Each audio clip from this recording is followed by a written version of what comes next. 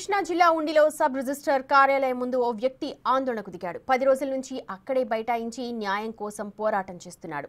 కృత్తివెన్ను మండలం చిన్నగొల్లపాలెం గ్రామానికి చెందిన ఏలూరి రంగబాబు కుటుంబ సభ్యులకు 32 ఎకరాల భూమి ఉంది. దాన్ని కొందరు వ్యక్తులు అక్రమ మ్యుటేషన్ చేయించుకోవడానికి ప్రయత్నిస్తున్నారని రంగబాబు ఆరోపిస్తున్నాడు. దీనిపై గత ప్రభుత్వ హయాంలో ఫిర్యాదు చేస్తే అప్పటి సబ్ రిజిస్ట్రార్ను సస్పెండ్ చేశారని, ఇప్పుడు మళ్లీ లోపాయికారి ఒప్పందంతో రిజిస్ట్రేషన్ చేయించుకునేందుకు ప్రయత్నిస్తున్నారని రంగబాబు వాపోతున్నాడు.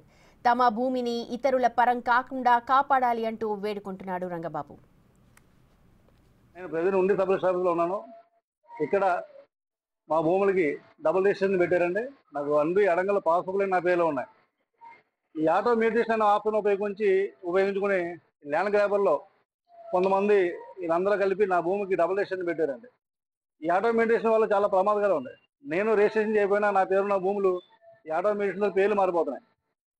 మేము అమ్మలేదండి, ఎవరికి ఏ సంతకాలు పెట్టలేదు, ఏ రిజిస్ట్రేషన్ చేయలేదు. అయినా సరే వీళ్ళు మా ఖాతా నంబర్లు వేసేసుకుని ఈ సబ్ రిజిస్టర్ డబ్బులు ఎరచూపి మా భూములకి డబుల్ రిజిస్ట్రేషన్ పెట్టారండి. ఇక్కడ గతంలో మొగల్తూరులో ట్రై చేశారు, ప్రయత్నం చేశారు. అక్కడ సబ్ రిజిస్ట్రేషన్ సస్పెండ్ చేయడం జరిగింది.